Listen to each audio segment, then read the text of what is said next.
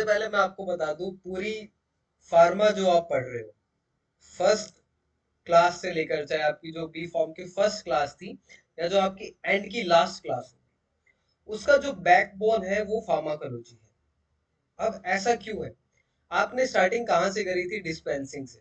मेरे हिसाब से सबसे पहला यही डिस्पेंसिंग सिखाते हैं। आप एंड करोगे बायो फार्मास्यूटिक्स या फिर आप बायोटेक या प्लांट बायोटेक पे, या आपका एक जो वो छोटा सा प्रोजेक्ट होता है या उस पे कुछ एंड होता है आपका। ठीक है, बैकबोन है इसलिए लोगों का इंटरेस्ट बनता है। लेकिन इसमें, इस सब्जेक्ट में इंटरेस्ट बनने के लिए सबसे पहली बात आपको ये है कि ये सब्जेक्ट आपको समझ में आना चाहिए। और इस सब्जेक्ट में जो आप, मतलब जिस उम्मीद से आप फार्मा में आए थे, अभी तक जो फोर्थ सेम वाले हैं उनको पता लग गया होगा क्या थोड़ा सा रहता है इस सब्जेक्ट में। जो थर्ड सेम में है उनको इस सब्जेक्ट से क्या, जो आप लोग जैसे फार्मा में आए थे, कि आपको मेडिसिन का पता लगेगा कि कौन सी ड्रग किस डिजीज में देनी है, क्यों देनी है, उसकी डोज क्या है, वो आपको यहाँ पता लगेगा। अभी तक आप माइक्रो बायोकेमिस्ट्री, डिस्पेंसिंग, पैथोफिजियोलॉजी, आप ये सब, या अनाटमी, जो भी आपका फिजियो है, आप वो पढ़ते आ रहे थे। अभी तक आपने ये नहीं पढ़ा था कि आपको ड्रग क्या देनी है या ड्रग और मेडिसिन में फर्क क्या है। अभी आप सिर्फ ऐसे ही जो आपको पढ़ाया गया आप पढ़ते हुए आए, लेकिन उसका जो एप्लीकेशन है वो आपका यहाँ होगा। और आज ये इंट्रो की क्लास है, और इंट्रो की क्लास आपकी बहुत इंपॉर्टेंट है। इसकी मैं आपको रीजन बता देता हूँ। क्योंकि आप लोगों के, या कोई भी जब कोलोजी पढ़ना शुरू करता है, जो डाउट आते हैं, वो डाउट आते हैं ज्यादातर रिसेप्टर्स को लेके। वो डाउट आते हैं कि ऐसा क्यों हुआ, वो आपका इंट्रो में कवर होता है। एक्चुअली ये क्लास मेरे लिए भी इंपॉर्टेंट है, मैं आपको एक्चुअल बात बता रहा हूँ। क्योंकि मुझे भी फार्माकोलॉजी, जैसे आप लोग कह रहे हो 2-3 टीचर ने पढ़ाया है, मुझे 6-7 टीचर ने मिक्स करके पढ़ाया हुआ था। तो जब तक खुद से एक चीज क्लियर नहीं हुआ तब तक समझ में नहीं आया। 6-7 टीचर, हर एक की अलग थ्योरी, हर एक का अलग तरीका, ठीक है, गलत फिर पता ही नहीं लगता था। ठीक है, तो सबसे पहले जब आप फार्माकोलॉजी को पढ़ते हो, तो आपको 3 चीजें समझने की जरूरत है। सबसे पहला, आपको मैं जनरल बेसिक बता रहा हूँ कि आपको कब फार्माकोलॉजी समझ नहीं आती है, या कोई आपको मेरे अलावा कोई और पढ़ाए या कैसा भी पढ़ाए वो अलग बात है। लेकिन जब आप इन 3 चीजों में ठीक हो गए तभी आपको समझ में आएगी। सबसे पहला, science of normal vital process, कि आपकी बॉडी की नॉर्मल फिजियोलॉजी क्या है। ठीक है, अब आपका ब्रेन है, ब्रेन के पार्ट्स क्या है, उनका काम क्या है, अगर आपको पता है तब आप अच्छे से इसको समझ पाओगे। सेकंड, द फिजियोलॉजिकल फंक्शंस और रिएक्शंस, जो आप बायोकेमिस्ट्री में पढ़ते हो, कि आपकी जो रिएक्शंस है वो किस तरीके से हो रही है। इसलिए मैंने आपको पहले भी 1-2 बार क्लास में ही बोला है कि आप कोई भी क्वेश्चन लो, उसका कहीं ना कहीं से सॉल्यूशन जो है वो बायोकेमिस्ट्री से ही आएगा। क्योंकि जो आपकी बॉडी में रिएक्शन हो रही है, एंजाइम है या ब्रेन का फंक्शन है, वो कहीं ना कहीं बायोकेमिस्ट्री से कनेक्टेड होगा। इसके बिना आप आंसर नहीं कर पाओगे।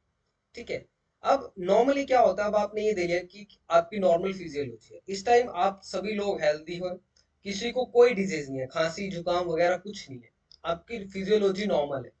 ठीक है, आपको ये पता होना चाहिए कि जब आप हेल्दी हो तो आपकी बॉडी में कौन सी नॉर्मल फिजियोलॉजिकल रिएक्शन होती है। ठीक है, अब आपकी बॉडी में जब कोई डिजीज होती है, तो आपकी बॉडी में अल्टर क्या होता है?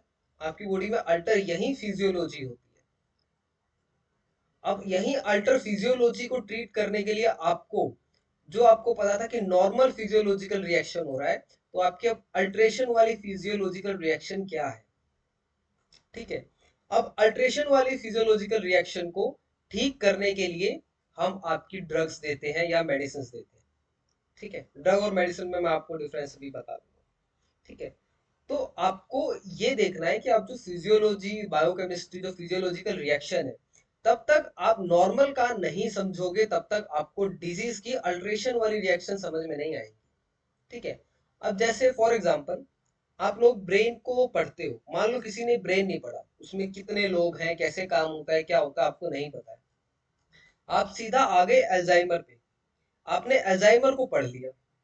ठीक है, अब आपको ब्रेन की नॉर्मल फिजियोलॉजी तो नहीं पता, आपने अल्जाइमर पढ़ लिया। और फार्मा में एक वर्ड यूज ज्यादा होगा आपका, एंटी, एंटी अल्जाइमर ड्रग, तो जो अल्जाइमर के अगेंस्ट काम करे। ठीक है, आप अल्जाइमर के अगेंस्ट काम करना मतलब अल्जाइमर से आप नॉर्मल स्टेट में लेके आना है। तो एटलीस्ट आपको सबसे पहले नॉर्मल स्टेट पता होनी चाहिए, उसके बाद आपको डिजीज स्टेट पता होनी चाहिए, फिर आप फार्माकोलॉजी पे आते हो। ठीक है, अगर आपको फिजियोलॉजी आती है तो आपको पैथोलॉजी ऑलमोस्ट आती ही होगी, क्योंकि आपको अगर नॉर्मल पता है कि नॉर्मल फंक्शन ये है, अगर वो फंक्शन नहीं कर रहा है तो उससे ये डिजीज हो जाएगी। ठीक है, तो आप फार्माकोलॉजी में आप अल्टर करते हो फिजियोलॉजिकल फंक्शंस को और रिएक्शंस को। ठीक है, ताकि वो नॉर्मल चले, जैसे आपकी हेल्थी में आपका जो हेल्थ नॉर्मल है, वाइटल कंडीशन है, तब चलता है। ठीक है, इसलिए आपको ड्रग यूज करनी पड़ रही है। इसलिए कुछ लोग कहते हैं कि आपको दवाइयां नहीं खानी चाहिए। अगर आपकी बॉडी हेल्दी है, उसमें कोई दिक्कत नहीं है, तो आप फालतू में मल्टीविटामिन लेके उसको खराब मत करो। फालतू में ओआरएस पी के या कोई वेट गेन का प्रोडक्ट लेके आपको कोई जरूरत नहीं है उस चीज की, क्योंकि आप खुद की बॉडी के ऊपर आप जो है बर्डन बढ़ा रहे हो मेटाबॉलिज्म का, और खासकर बढ़ा रहे हो लीवर के ऊपर। ठीक है, तो जब तक आपकी नॉर्मल वाइटल प्रोसेस चेंज नहीं होती है, आपको किसी ड्रग की जरूरत नहीं है। ठीक है, अब नेक्स्ट जो है, अब आप इस चीज को पढ़ते हुए आए हो कि आपका सेल है, अब आपकी ड्रग है। अब इस ड्रग जो है आपके इस सेल में कहाँ काम करती है? नॉर्मली आप कह दोगे कि यहाँ पर न्यूक्लियस है, न्यूक्लियस के अंदर डीएनए है, सेल मेम्ब्रेन है, ऐसे आप बोलते हो। आपने ये स्ट्रक्चर देखा है अभी तक बुक्स में या ऐसा पढ़ा है? तो जनरली क्या होता है, जो ड्रग है वो आपकी 2 या 3 जगह पर काम करती है स्पेसिफिकली, जहां से उसका एक्शन आता है। और ये आपकी वो चीज है जहां पर आपको डाउट आएंगे। अब आप एक बात देखो, आपने बायोकेमिस्ट्री में ग्लाइकोलिसिस पढ़ा था, आपने एचएमपी शंट पढ़ा था। आपने कभी ये सोच के नहीं पढ़ा कि वो हर एक सेल में हो रहा है? आपने ये सोच के क्रेब्स साइकिल को नहीं पढ़ा था कि वो हर एक सेल में हो रही है, और आपकी बॉडी में कितने ही बिलियंस ऑफ सेल है जो कि आपकी क्रैब साइकिल को परफॉर्म कर रहे हैं। ठीक है, तो आपने ये सोच के नहीं पढ़ा था। अब यहाँ पर आपका जो ड्रग है वो एक सेल पे काम करने का हम सिर्फ एक प्रोटोटाइप बताते हैं कि एक ड्रग एक सेल पे इस तरीके से काम करती है, लेकिन आपकी बॉडी में बहुत सारे सेल्स हैं, बहुत तरीके के सेल्स हैं। ठीक है, अब बहुत सारे टाइप्स के सेल में चेंजेस कहाँ आते हैं, मैं आपको सबसे पहले बता देता हूँ। पहला चेंजेस आता है सेल मेम्ब्रेन पे, जो ये आपको दिखाई दे रही है। जब तक आपका सेल मेम्ब्रेन पे चेंज आएगा, वहां पे आपका ड्रग का एक्शन बदलेगा। दूसरा चेंज आता है इनके जो आपका ये माइटोकॉन्ड्रिया वगैरह है, गोल्गी ऑपरेटस है, इनकी मेम्ब्रेन में। इनकी मेम्ब्रेन में किसी में कोलेस्ट्रॉल ज्यादा है, किसी में कम है, किसी में लिपिड ज्यादा है, तो किसी में कुछ और कम है। ठीक है, तो यहां से वो चेंजेस आते हैं। अब आपको ड्रग का एक्शन समझना कैसे है वो मैं आपको बताता हूँ। ठीक है, अब मान लो आप किसी सरकारी ऑफिस में जाते हो। ठीक है, ये आपका कोई गवर्नमेंट का ऑफिस है, तो गवर्नमेंट ऑफिसर के बाहर एक क्या होता है, एक आपका पीएन बैठा होता है। ठीक है, आप दो काम कर सकते हो, आपके पास दो अप्रोच है। पहली अप्रोच है कि आप पीएन के पास जाओ और उसको बोलो कि मुझे इस चीज पर आपके साइन चाहिए, वो गवर्नमेंट ऑफिसर के साइन चाहिए। दूसरा क्या है कि आप डायरेक्ट गवर्नमेंट ऑफिस में घुस जाओ और आप बोलो कि मुझे साइन चाहिए आपके। तो यूजुअली क्या होता है, गवर्नमेंट ऑफिस में आप डायरेक्टली जाके नहीं मिल सकते हो, आपको पीएन के थ्रू जाना है। और ये जो मैंने यहाँ पर एग्जाम्पल लिखा है, ये क्या है, ड्रग है। ठीक है, अब ये ड्रग मेनली क्या करती है, जो सेल मेम्ब्रेन है इसके ऊपर क्या है, रिसेप्टर प्रेजेंट है, और ये आपका एक तरीके का पीएन का काम करता है कि जो आपकी ड्रग्स ज्यादा लिपोफिलिक नहीं है, क्योंकि सेल का नेचर, सेल की मेम्ब्रेन का नेचर लिपिड है। और आपको पता है, सेम लाइक डिजोल्व लाइक का आपको कुछ इस तरीके का कुछ रूल पता है कि जो आपकी लाइक वाली ड्रग है वही आपकी उसमें डिजोल्व होगी या उससे पास होगी। तो यहाँ पर लिपिड है, तो यहाँ लिपिड वाली ड्रग ही जो है इस सेल को अंदर पास करके न्यूक्लियस तक आ सकती है। न्यूक्लियस क्या है, ये गवर्नमेंट ऑफिसर का आपका रूम है। ठीक है, और ये सेल मेम्ब्रेन पे क्या है, पीएन बिठाया हुआ है। तो कुछ रिसेप्टर जो है आपके सेल मेम्ब्रेन के ऊपर है, जो कि आपका मैसेज कैरी करके न्यूक्लियस तक पहुंचाएंगे। अब न्यूक्लियस में क्या है, डीएनए। डीएनए क्या करेगा, आपकी बॉडी में प्रोटीन जो बनता है, डीएनए से आरएनए, आरएनए से प्रोटीन, इसलिए मैंने आपको बायोटेक थोड़ी सी पहले पढ़ाई है। ठीक है, उस प्रोटीन का अमाउंट जो डिजीज कोज कर रहा है उसको घटा देगा। ठीक है, अगर हमें कोई ऐसा प्रोटीन चाहिए जो डिजीज के लिए जो है डिजीज को ट्रीट करने में हेल्पफुल है, तो हम उस प्रोटीन का कंसंट्रेशन या प्रोडक्शन बढ़ा देंगे। ठीक है। अब अगर सेल मेम्ब्रेन पे बाइंड कर रहा है कोई ड्रग, तो उसके बाद आपको कुछ सिग्नल्स चाहिए होते हैं जो यहाँ तक लेके जाए। जैसे ये पीएन है, तो पीएन यहाँ से यहाँ तक जाएगा। ठीक है। अब कुछ ड्रग क्या होते हैं, कुछ ड्रग डायरेक्टली न्यूक्लियस पे चली जाती है। जैसे आपका विटामिन डी है, विटामिन डी का स्ट्रक्चर देखोगे तो इसका स्ट्रक्चर आपका स्टेरॉइड्स या फिर जो सेक्स हार्मोन्स है उनसे मिलता है। तो सेक्स हार्मोन्स भी आपकी ज्यादातर यही डीएनए पे काम करते हैं डायरेक्टली। ठीक है। तो ये आपके पास एक ऑप्शन ये है। ठीक है, एक पीएन, और आप ये कॉन्सेप्ट इसको याद रख लेना, काफी आपकी हेल्प हो जाएगी। इसको आप थोड़ा सा और अच्छे से समझो। ठीक है। अब जैसे ये पिछला सेल था, ये आपका नॉर्मल सेल था, ये उसका एक 3D स्ट्रक्चर है। ठीक है। अब ये 3D स्ट्रक्चर क्या है, ये आप देख रहे हो ना, जो यहाँ पर ये जो आपकी कवरिंग है जिसको मैं मार्क कर रहा हूँ, ये क्या है, ये प्लाज्मा मेम्ब्रेन है। आपके जो रिसेप्टर है इसी प्लाज्मा मेम्ब्रेन के ऊपर प्रेजेंट है, और यहाँ से आपका सिग्नल यहाँ तक जाता है। ठीक है। अब सेल सरफेस के ऊपर बहुत सारे रिसेप्टर्स हैं। जैसे आपका जीपीसीआर एक रिसेप्टर है, वो आपके इसी प्लाज्मा मेम्ब्रेन के ऊपर है, वो यहाँ तक सिग्नल लेके जा रहा है। सिग्नल कैसे लेके जा रहा है, कुछ ना कुछ रिलीज कर देगा, कैल्शियम रिलीज कर दिया या कुछ और कंपाउंड रिलीज कर दिया, जो यहाँ तक ले जाके न्यूक्लियस में जो डीएनए है उसको बताएगा कि अब आप उस जीन का प्रोडक्शन, उस प्रोटीन का प्रोडक्शन कम या ज्यादा कर दो। ठीक है। जीपीसीआर के अलावा और भी रिसेप्टर होते हैं, टायरोसिन काइनेज रिसेप्टर है, रेस रैब है। ठीक है। इस टाइप से बहुत सारे आपके रिसेप्टर्स हैं। ठीक है। अब या तो डायरेक्ट आप इसको क्रॉस करके, जो हाईली लिपिड सॉल्युबल ड्रग है वो आपकी यहाँ पर जाके सीधा डीएनए में जाके, डीएनए में भी आप मतलब न्यूक्लियस में आप दो चीज बोल देते हो, एक न्यूक्लियोलस बोल देते हो। जैसे ये आपका न्यूक्लियस है येलो वाला, अंदर क्या है, न्यूक्लियोलस है। ठीक है। और वहां पर भी आप एक क्या बोलते हो, साइटोप्लाज्म या साइटोसोल। ठीक है, जो न्यूक्लियस के साइड में, वहां पर भी कुछ रिसेप्टर्स होते हैं। जैसे थायराइड के जो रिसेप्टर है T3 T4, वो आपके साइटोसोल में है। ठीक है। तो ये आपके अलग अलग टाइप के रिसेप्टर है कि आप अपने ड्रग को यहाँ बाइंड करा रहे हो या फिर पूरा अंदर लेके जा रहे हो। ठीक है। अब आप ये सोच रहे होंगे कि आप कैसे बाइंड कराएंगे। आप करा सकते हैं। जैसे अगर आप ड्रग की आप लिपिड सोल्युबिलिटी को बढ़ा दें, तो ड्रग आपकी यहाँ तक पहुंच जाएगी। ठीक है। अगर आप लिपिड सोल्युबिलिटी नहीं बढ़ा पा रहे हैं, तो मेनली वो जीपीसीआर से ही होता है।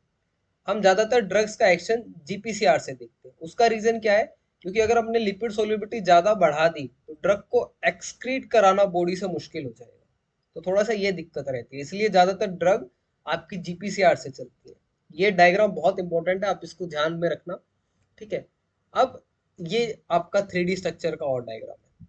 ये आपका सेल है, और ये सेल से बाहर कुछ, ये इधर ये आपको व्हाइट व्हाइट कुछ दिखाई दे रहे हैं। ठीक है। अब जैसे ये प्लाज्मा मेम्ब्रेन है ना, यहाँ पर लिपिड है, प्रोटीन है, यहाँ पर कुछ कार्बोहाइड्रेट भी होते हैं जो आपके इसी तरीके से बाहर निकले होते हैं। जैसे आपको मैंने बताया था कि आपका ब्लड ग्रुप ए है, बी है, ए बी है, तो वो एंटीजन है, और वो एंटीजन भी आपका इन्हीं कार्बोहाइड्रेट से, इन्हीं लिपिड से अटैच कार्बोहाइड्रेट है। ठीक है। तो इसलिए यहाँ पर ऐसे ये स्ट्रक्चर आपको दिखाते हैं। प्लाज्मा मेम्ब्रेन, आयन चैनल्स, आपके जितने भी टाइप के होते हैं, गेट वगैरह जो भी है, वो मैं आपको बता दूंगा एक बार, क्योंकि उसके बिना आप आगे नहीं जा पाओगे। ठीक। अब फार्माकोलॉजी की डेफिनेशन। अब आपको एटलीस्ट इतना समझ में आ गया होगा कि सेल पे कहाँ ड्रग काम करेगी, कहाँ जाएगी। अब जैसे आपकी बॉडी में लिपिड के सेल है, तो लिपिड के सेल के स्ट्रक्चर में आपको थोड़ा सा चेंजेस मिलेंगे। ये एक मैंने आपको जनरल ओवरऑल आइडिया दिया है, ताकि आपको कंफ्यूजन ना हो। क्योंकि जैसे आप पढ़ोगे सेल सरफेस रिसेप्टर या कोई और रिसेप्टर पढ़ोगे, तो आपको कंफ्यूजन होगा कि अंदर ये बाकी कंपाउंड क्यों रिलीज हो रहे हैं, वो आपके सिग्नलिंग मॉलिक्यूल है। ठीक है। तो अगर हम फार्माकोलॉजी की डेफिनेशन देखें, तो ये आपका वर्ड फार्माकोन से आया है। ये ग्रीक वर्ड है, ये आपका जीपेट में 3 या 4 बार पूछा जा चुका है। ठीक है। फार्माकोन, कि आपका फार्माकोलॉजी का वर्ड कहाँ से आया। तो इसमें आपका जो फार्मा का मतलब है, उसका मतलब ड्रग है। लोगोस का मतलब आपका साइंस है। आपको मैंने एक और चीज मैं बताने वाला था, ड्रग और मेडिसिन में क्या डिफरेंस है। ड्रग मीन्स प्योर एपीआई, जिसमें आपका कुछ भी जो है वो मिक्सचर नहीं है, कोई एक्सिपिएंट, कोई कलरिंग एजेंट, बाइंडिंग एजेंट कुछ नहीं डाला हुआ, प्योर आपका कंपाउंड है। मेडिसिन क्या है, या आप जो फॉर्मुलेटेड मेडिसिन लेते हो जिसमें आपका एपीआई या कुछ और कंपाउंड, एपीआई के अलावा जो कंपाउंड डले, एक्सिपिएंट, एडजुवेंट्स जो भी बोलते हो, वो आपका मेडिसिन है। ड्रग का इफेक्ट आप देखो तो पॉजिटिव नेगेटिव दोनों आ सकता है। अगर मेडिसिन का इफेक्ट देखोगे तो आपका पॉजिटिव ही आएगा, आप उसी को नाम मेडिसिन दोगे। इसलिए जो आप डॉक्टर्स की डिग्री देखते हो वो आप मेडिसिन में देखते हो, जो एमडी करते हैं। आप ड्रग में जो है वो डिग्री नहीं देखते हो, वो मेडिसिन में देखते हो। ठीक है। और यही चीज कई बार आप गलती कर देते हो एग्जाम में लिखते हो। जब आप फाइनल एग्जाम लिख रहे होते हो तो आप वहां पर बहुत जगह मेडिसिन लिखाते हो, लेकिन आपकी पूरी फार्मा में मेडिसिन का रोल सिर्फ डिस्पेंसिंग वगैरह में कहीं पे आएगा तो आएगा। इसके अलावा पूरी फार्मा में आपका जो रोल आता है वो सिर्फ ड्रग का आता है।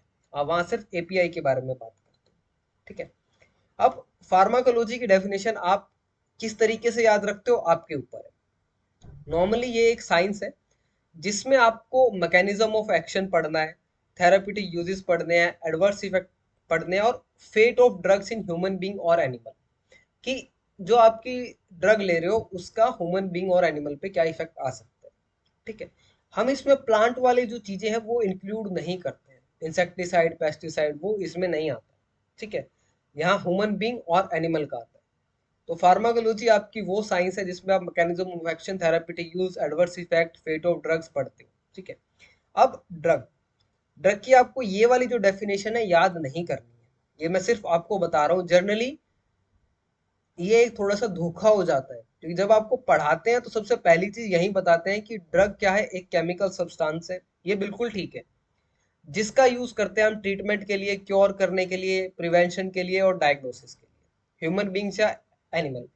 ट्रीटमेंट के लिए किसी भी जो डिजीज है उसको ट्रीट करना है, क्योर करना है। एक इसमें एक और वर्ड भी आ सकता है, मिटिगेशन, कम करना, प्रिवेंट करना है, या डायग्नोसिस करना है। अब डायग्नोसिस वाली डिजीज में आप देखो, जैसे जो आप अल्ट्रासाउंड कराते हो, तो अल्ट्रासाउंड कराने से पहले आपके पेट के ऊपर एक जेल सी लगाते हैं, वो भी आपका ड्रग में ही आता है। ठीक है। अब आपको ये डेफिनेशन याद क्यों नहीं रखनी है उसका मैं रीजन बताता हूँ। यहाँ पर इतना लिखा है कि ड्रग सब्सटेंस है, ड्रग जो है केमिकल सब्सटेंस है जिसको आप प्रिवेंशन, क्योर, मिटिगेशन, ट्रीटमेंट, इन सब में यूज करते हो, एनिमल और ह्यूमन बीइंग। लेकिन यहाँ पर कमी क्या है, अब आपके जो कॉन्ट्रासेप्टिव्स है वो तो कोई डिजीज को ट्रीट नहीं कर रहे हैं। मान लो कोई फीमेल प्रेग्नेंट है और वो अनवांटेड प्रेगनेंसी है, तो वो कौन सी आपकी जो डिजीज को ट्रीट कर रहा है? कोई डिजीज उससे ट्रीट नहीं हो रही है, कोई बीमारी नहीं हो रही थी प्रेग्नेंट होने से। ठीक है। ऐसे ही आप देखो, अगर जो आपके कॉन्ट्रासेप्टिव मेथड्स मेल या फीमेल्स में है, चाहे वो आपका कोई डिवाइस है या कुछ और है, तो वो भी आपका कोई ट्रीटमेंट नहीं दे रहा है किसी भी डिजीज को।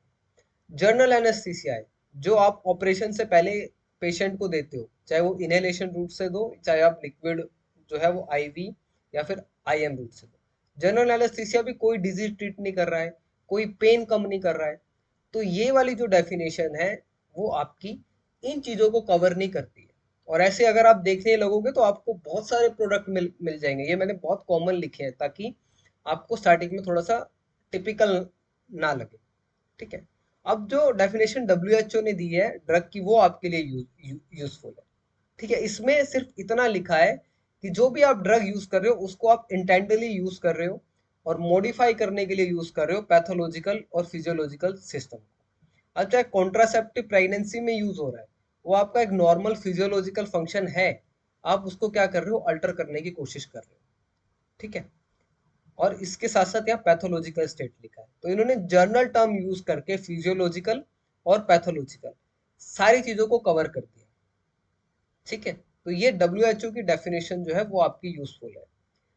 जनरली थोड़ा सा इशू मेरे साथ भी रहता है और मैं खुद भी बिलीव नहीं करता हूँ डेफिनेशन को याद रखने में, लेकिन डेफिनेशन आपकी एक चीज में बहुत काम आती है। जब आपको अपने काम को वैलिड प्रूव करना होता है तब आपको रेफरेंस देना पड़ता है कि वहां पर ऐसा लिखा है। क्योंकि जब आप देखो कोर्ट में कोई सजा सुनाता है जज, तो वो यही कहता है ना कि कॉन्स्टिट्यूशन में ऐसा लिखा है कि 1 साल की सजा होगी, तो उसको कोई चैलेंज नहीं कर सकता।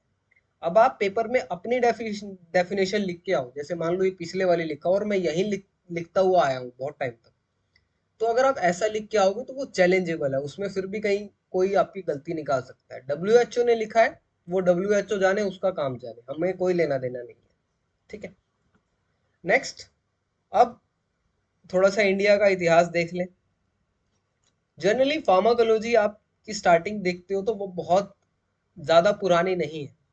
200-250 साल आप पीछे चले जाओ, 1850 के आसपास, वहां से फार्माकोलॉजी की स्टार्टिंग है। लेकिन एंशियंट इंडिया में आप चरक संहिता, जो महर्षि चरक है, सुस्त्रा, फादर ऑफ सर्जरी, इनको हम पढ़ते हुए आए हैं। और आप ज्यादातर वेद में जाओ तो आयुर्वेदा वगैरह जो भी है वो आप उसमें चले जाओगे।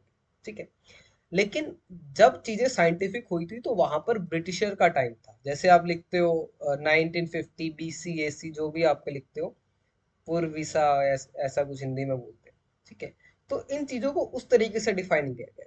अब ये मैंने आपको इंडिया का बता दिया कि इंडिया का इतना पुराना है कि चरक संहिता, शूस्त्रा और ये सब जो भी है। इससे भी पुराना अगर आप देखोगे तो आपको चाइना का मिल जाएगा। चाइना में भी ऐसे ही बहुत सारी किताबें हैं। चाइना में भी बहुत सारी हर्बल ड्रग्स है। इंडिया से ज्यादा हर्बल ड्रग्स का यूज चाइना में हुआ है, और उनका डिस्कवरी भी चाइना में ही हुई है। ठीक है, जैसे यहाँ पर ये चरक संहिता और सुस्त्रा वगैरह है, वहां पर उनका चाइनीज कुछ चाइनीज बुक ऑफ मेडिकोर है, वो उनकी ऐसी ये धार्मिक बुकें हैं जहां पर आपकी चीजें दी हुई है। ठीक है, अब स्टार्टिंग तो 1850 से हम चलो बात कर रहे हैं। चरक संहिता और सुस्त्रा का मैंने एग्जाम्पल दिया आपको। चलो मान लो ये महर्षि चरक है, इन्होंने कोई ड्रग बनाई। अब उस टाइम पे कोई सेल तो बना नहीं था, कोई रिसेप्टर का तो पता नहीं था।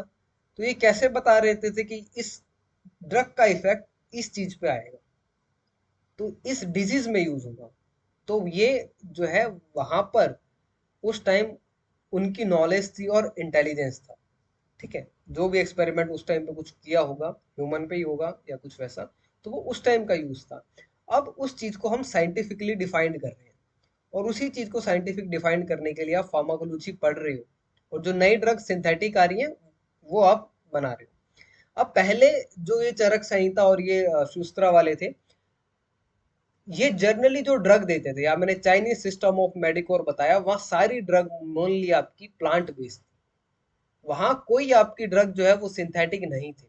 और यूजुअली पहले के जमाने में इतना खाना जो है वो अ, हम कहते हैं कि इतना प्योर फॉर्म में पकाने वगैरह वगैरह का नहीं था। ज्यादातर लोग प्लांट्स को कंज्यूम करते थे, तो वो ऑटोमेटिकली भी एक तरीके से एक्सपेरिमेंट हो रहा था। बस किसी को वहां पर जो है ऑब्जर्व करने की जरूरत थी कि मैंने ये खाया तो मेरे को स्वेटिंग ज्यादा हुई, तो इसका यूज हम फीवर में कर सकते हैं। ठीक है, तो इस तरीके से कुछ ऐसा हुआ होगा। ये हाइपोथेसिस थोड़ा सा मैं आपको बोल रहा हूँ, लेकिन जो आज की ड्रग है उनको आपको एविडेंस से प्रूव करना पड़ता है। ठीक है, अब मैं आपके वो क्वेश्चन थोड़े से डाउट वाले सॉल्व करने की कोशिश करूंगा जो हिस्ट्री से रिलेटेड है। इसलिए मैंने आपको थोड़ा सा बता दिया रिसेप्टर क्या है, कैसे है, क्या नहीं है। ठीक है, अब जैसे आप एक ड्रग लेते हो, आप ड्रग ले लो पैरासीटामोल। ठीक है, यूजुअली आप बोलते हो फीवर में लेते हैं, लेकिन उससे तो कुछ हद तक आपका पेन भी कम होता है। ठीक है, या आप कोई ड्रग लेते हो, एस्प्रिन लेते हो, एस्प्रिन, एसिटाइल सैलिसिलिक एसिड, आप पेन किलर लेते हो, लेकिन उससे क्या होता है, आपकी जीआईटी में जो है दिक्कत आती है, इंटेस्टाइन में दिक्कत आती है, आपको डायरिया वगैरह आता है। लेकिन आपने तो ये पेन कम करने के लिए दी थी, ऐसा क्यों हुआ? या आपने एस्प्रिन दी थी इन्फ्लामेशन को कम करने के लिए, और इन्फ्लामेशन थी आपके पैर में या लेग में थी। तो ये ड्रग, या एक जोक आता था कि ड्रग को कैसे पता लगता है कि इन्फ्लामेशन आपके पैर में है, और पैर में ही जाके इन्फ्लामेशन ठीक करनी है। तो ये सारी चीजों का आंसर आपके रिसेप्टर से ही आया है। हर एक सेल पे आपके कोई ना कोई रिसेप्टर प्रेजेंट है। अब ड्रग की बाइंडिंग कहाँ पे ज्यादा हो रही है, उससे आपका ठीक होगा। अब आपने एस्पिरिन ली थी लेग में इन्फ्लामेशन के लिए, फॉर एग्जाम्पल मान लो आपको थोड़ा सा हेडेक भी था, तो क्यों क्या उस एस्पिरिन से हेडेक भी ठीक नहीं होगा? तो ये सारी जो क्वेश्चंस हैं ये आपके रिसेप्टर बेस पे आते हैं कि हर सेल पे कोई ना कोई टाइप का अलग अलग टाइप का रिसेप्टर है जो ड्रग की बाइंडिंग को शो करता है। ठीक है, और इन्हीं रिसेप्टर्स की वजह से आपका मेनली जो है एडवर्स इफेक्ट आते हैं। ठीक है, एडवर्स इफेक्ट मैं रिसेप्टर का नाम इसलिए ले रहा हूं क्योंकि ज्यादातर है। अब ऐसा भी हो सकता है कि ये ड्रग जो है किसी रिसेप्टर पे जाके बाइंड नहीं करती है, ये ड्रग किसी एंजाइम के एक्शन को ब्लॉक कर रही है, उससे भी आपका ड्रग का एक्शन भी आ सकता है और साइड इफेक्ट भी आ सकता है। तो आपके बहुत सारी चीजें हैं, 4 या 5 चीजें हैं, रिसेप्टर है, आयन चैनल्स है, एंजाइम्स है, जिनसे आपका ड्रग का एक्शन आता है और एडवर्स इफेक्ट आते हैं। ठीक है। और जो मैंने आपको ये चरक संहिता बताई है, जो प्लांट बेस्ड ड्रग बताई है, ये मेनली वो ड्रग थी जिनका एक्शन कंप्लीटली पूरी बॉडी पे आता है। ठीक है। जैसे आप पैरासिम्पथेटिक सिस्टम देखो या सिंपथेटिक सिस्टम देखो, तो वहां पर आप ड्रग कौन सी देखते हो? पिलोकार्पिन देख लो, आप एट्रोपिन देख लो, आप कुछ हार्ट वाली ड्रग देख लो, डिजिटेलिस देख लो। इनके एक्शन बहुत जगह पर आते हैं, लेकिन स्पेसिफिक ज्यादा एक्शन आप देखोगे तो हार्ट पे आता है। आप कोडीन लेते हो, कोडीन फॉस्फेट, आप जनरली कफ ठीक करने के लिए लेते हो, लेकिन इसका सबसे जो एडवर्स साइड इफेक्ट है वो सिर्फ कॉन्स्टिपेशन है। ठीक है। तो आपके साइड इफेक्ट इसीलिए वजह से आते हैं, और इसलिए ड्रग्स को बनने में उनको टाइम लगता है। और हम बहुत बार ड्रग बनने के बाद भी चेक करते रहते हैं कि इस ड्रग का इफेक्ट किसी और डिजीज में तो नहीं आ रहा है, किसी और में तो नहीं आ रहा है। अब जैसे आपकी वेल्प्रोइक एसिड या कोई आप पैरासीटामोल ले लो, क्योंकि अभी आपको कुछ लोगों को ड्रग के बारे में नहीं पता, जैसे पैरासीटामोल आप सिर्फ फीवर में देते हुए आए हो, आप एक बार इसको माइग्रेन में दे के चेक कर लो, क्या पता माइग्रेन में भी कोई इफेक्ट आ जाए। तो वो चेकिंग चलती रहती है, रिसर्च चलती रहती है। ठीक है। तो ज्यादातर जो ड्रग थी वो ऐसी थी जो प्रीवियस टाइम में जिनका इफेक्ट पूरी बॉडी पे आता था। ठीक है। इसलिए वो ड्रग आज भी यूज हो रही है। ठीक है। तो फार्माकोलॉजी का अगर हम बर्थडे मनाएं तो कब मनाना चाहिए? 1850 में जो है फार्माकोलॉजी का बर्थ हुआ था। ये सारा अंग्रेजों के टाइम से जो है इंडिया वाला पढ़ने पढ़ नहीं सकते हम, चाहे कितना ही अच्छा है, कितना ही हमारा रिचेस्ट कल्चर रहा है, लेकिन हम अब पढ़ नहीं सकते हैं उसको, क्योंकि पेटेंट वेटेंट वैसा कुछ था नहीं, लिया नहीं हमने। ठीक है। तो 1815 के अराउंड जो है फार्माकोलॉजी का बर्थडे हुआ था। और इसको मनाया किसने था? ये मनाया था रुडोल्फ बेकम ने। रुडोल्फ बेकम ने सबसे पहला फार्मा का इंस्टीट्यूट खोला था। और कहाँ खोला था? अपने ही घर में। ठीक है। अपने घर में पहला इंस्टीट्यूट फार्मा का इन्होंने खोला था, रुडोल्फ बेकम। इनको कहा जाता है फादर ऑफ एक्सपेरिमेंटल फार्माकोलॉजी। ठीक है। अब फार्माकोपियाज वगैरह आए। ठीक है। ये सारी चीजें रही। अब मैं आपसे कुछ थोड़ा सा लॉजिकल क्वेश्चन पूछ रहा हूँ। चलो, आपको ये पता लग गया कि चरक ने जो है इस टाइम पे ड्रग दिया था। ठीक है। और वो सब हुआ था। इसके बाद अगर आप 1815 में देखो तो फार्माकोलॉजी का पहला इंस्टीट्यूट खोला, तो कुछ ड्रग पे काम होना स्टार्ट हो गया होगा। लेकिन 1815 तक हमारे पास क्या सेल आ गया था? हमें पता लग गया था कि सेल की डिस्कवरी हो गई है या नहीं हुई? जैसे अभी हम बोल रहे हैं कि रिसेप्टर है, ये है, वो है। हमारे पास सेल कहाँ था उस टाइम, या रिसेप्टर कहाँ था? तो हम कैसे कह रहे थे कि ड्रग जो है सेल पे बाइंड कर रही है, सेल के पास कुछ रिसेप्टर है? तो उसको आप एक बार जो है पर्टिकुलर एक डिजाइंड वे में देख लो, ताकि आपको दिक्कत ना आए कि सेल कब डिजाइन हुआ था और आपकी ड्रग फार्माकोलॉजी ये कब आनी स्टार्ट हुई थी। आपको याद नहीं रखना है, ये मैं आपको सिर्फ इसलिए बता रहा हूँ ताकि आपको ये समझ में रहे कि आपकी जो फार्माकोलॉजी है वो उसके साथ साथ और क्या चल रहा था, और आपकी कैसे फार्माकोलॉजी बनी। और ये आपके डाउट क्लियर करेगी कि रिसेप्टर कब आया, किसने बनाया, क्या हुआ। सबसे पहले एक सेल थ्योरी आई थी, जिसने ये बताया था कि सेल इस तरीके से दिखता है और हर एक सेल कोई पिछले सेल से आया है। जैसे आप लोग देखो, आप लोग अपने मम्मी पापा से आए हैं, फिर आपके मम्मी पापा के मम्मी पापा, उनके उनके उनके, तो पहला कोई बंदा रहा होगा। तो ऐसे ही वर्च्यू ने बोल दिया था कि पहले कोई ना कोई आया होगा, उससे ये सेल आया, तो कुछ सेल थ्योरी दी थी। 1868 में पहला केमिकल कंपाउंड का स्ट्रक्चर फॉर्मूला आया। 1878 में पाश्चर ने सबसे पहले बैक्टीरिया को देखा। बैक्टीरिया को बताया था वो लुईस पाश्चर ने बताया था। जो आप पाश्चराइज मिल्क देखते हो वो लुईस पाश्चर की वजह से ही आपके घर में मिल्क का पैकेट आ रहा है। ठीक है। और 1847 यानी इनसे पहले जो है फार्माकोलॉजी का इंस्टीट्यूट रुडोल्फ बेकम ने खोल दिया था। अब आप 19th सेंचुरी में आ जाओ, 1909 में, मतलब 20th सेंचुरी में आ जाओ, तो पॉल एक्लियर्स, इनको फादर ऑफ कीमोथेरेपी भी हम कई बार बोलते हैं। इन्होंने सबसे पहला कंपाउंड मैजिक बुलेट, एक आर्सेनिक कंपाउंड था जो आपका सेक्सुअली ट्रांसमिटेड डिजीज साइफिलिस में यूज होता था। तो ये एक माइलस्टोन था फार्मा के आगे बढ़ने में। इसके बाद आप पीछे 100 साल चले जाओ, क्या चल रहा है अभी 2023 चल रहा है, आप पीछे 100 साल जाओगे तो कुछ ये आपका 1900 कुछ हो जाएगा, 1920-30 ऐसा 1923 हो जाएगा। तो 100 साल के अंदर फार्मा कहाँ से कहाँ आई है आप ये देख लो, ज्यादा बड़ा गैप नहीं है। 1928 में पेनिसिलिन की डिस्कवरी अलेक्जेंडर फ्लेमिंग ने की थी। ये सेंट मैरी हॉस्पिटल में काम करते थे। वहां पर इन्होंने स्टेफाइलोकोकस ओरियस का कल्चर लगाया हुआ था, जिसमें ये कोई बैक्टीरिया ग्रो कर रहे थे ये वाला। तो उड़ के खिड़की से एक फंगस आया और उस फंगस ने उस बैक्टीरिया को किल कर दिया, और वहां से जो आपकी पहली एंटीबायोटिक थी पेनिसिलिन का जन्म हो गया था। उसके बाद एक्शन आना स्टार्ट हो गया था, पेनिसिलिन को हमने देखना शुरू कर दिया कि ये फंगस से बनती है और बैक्टीरिया को किल करती है। उसके बाद 1930 में सल्फोनामाइड आया, जिनको गैडक डोमेग ने डिस्कवर किया था, और इस ड्रग का यूज आज भी बहुत जगह है। अगर आप देखो, जो टाइफाइड है आपका, उसमें भी आज आज तक सबसे जो यूजफुल ड्रग है वो सल्फोनामाइड है। जो आपको बाल तोड़ वगैरह, बॉइल्स, कोई फोड़ा फुंसी निकल आता है, उसमें भी सबसे ज्यादा यूज सल्फोनामाइड का है आज तक। ठीक है, वो आपका गहरेट डोमैग में था। चलो मैंने आपको 1930 तक का बता दिया कि इतना जो है आपका सर्च हो गया था। इसके बाद सेल्स और रिसेप्टर उस टाइम पे कहाँ थे, क्या काम हो रहा था, तो ये सारा आपका काम है कि क्या कैसे सेल हुआ था। तो सबसे पहला जो रिसेप्टर आया था वो पावलोव में कुछ बताया था, कंडीशंस रिफ्लेक्स, कि आपको गर्म लगता है आप हाथ हटा लेते हो। हेनरी डेल ने बताया केमिकल न्यूरोट्रांसमीटर है, एसिटाइल कोलिन की खोज की, जो आप सिंपैथेटिक पैरासिम्पैथेटिक में पढ़ते हो। ऑटो लीवी ने बताया कि सेल सरफेस के ऊपर रिसेप्टर है, जो मैं आपको अब बता रहा हूँ, कि जो पीएन की तरह काम करते हैं।